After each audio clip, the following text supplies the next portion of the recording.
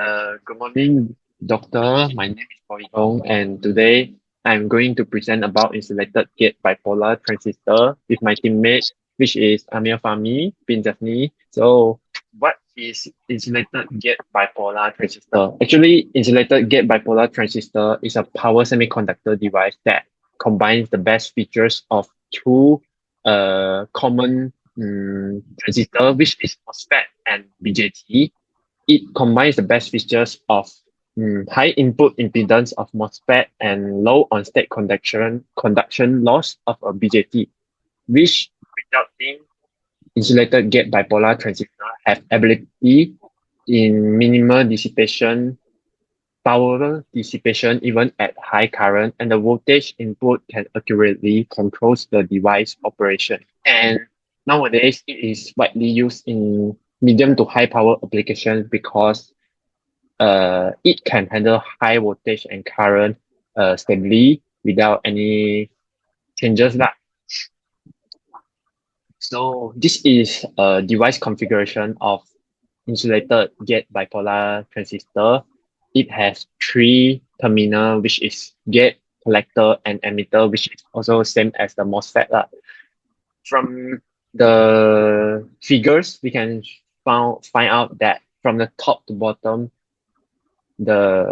it consists of gate, silicon oxide, and N plus emitter layer, P base, and N minus brief region, and also P plus collector region.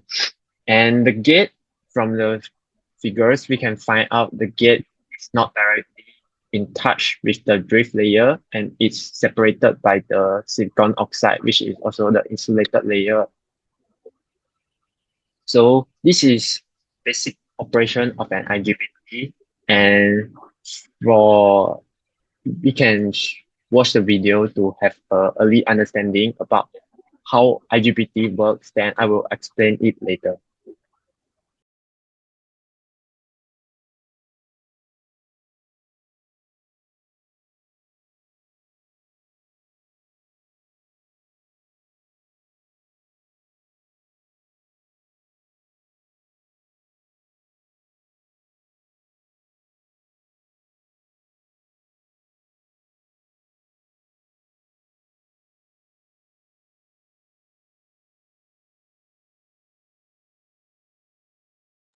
So today we are going to use the N-channel IGBT as our example today. So case one, when the gate voltage is 0, means that the IGBT is totally off.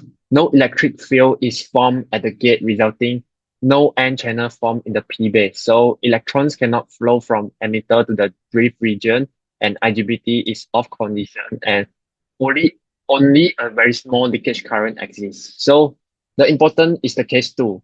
When a positive voltage is applied to gate, there is an electric field which at the gate will repel the holes from the P base away from the surface. Then the electron will transfer from the holes to near to the gate, and electrons are attracted to the surface of the P base. When there is enough electrons accumulate, the P base surface will be inverted and behave like N type. So that is how the channel form between the N emitter region and the drift region. So this creates a conducting channel between N plus emitter and N minus drift region. So when electrons flows from emitter into the N negative region, it will slightly lower the potential of N minus region and forward biasing the P collector and N drift junction, so that the P collector and the N minus drift region will be forward biased. And the P plus collector will inject the holes into the N drift region. Now there are two charge carriers exist in the IGBT now, which is holes and the electron current. So this is a condition we known as bipolar conduction, which means by electron current and the holes are conducting current in the IGBT. So Next, I will pass to my teammates, which is Amir, to continue our lecture today. Okay, thank you, my partner Goyi Hong, and I'm Amir Fahmi Benjasmi, and I will represent the characteristic of IGBT. So it is a voltage control device where the entire operation of IGBT is depend on the gate voltage. Next is high input impedance. It is because the gate and the drift layer is separated by the silicon oxide layer.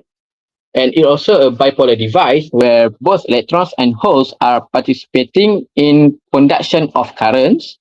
It also a low on-state voltage drop because it has a large amount of charges carrier so that the device can conduct large current more efficient. And lastly, high voltage and current capability so that it's suitable for high power applications. So the next one is the challenges currently facing by the IGBT technology. First, thermal management. In high power application, excessive heat reduce the reliability and stability of IGBT devices.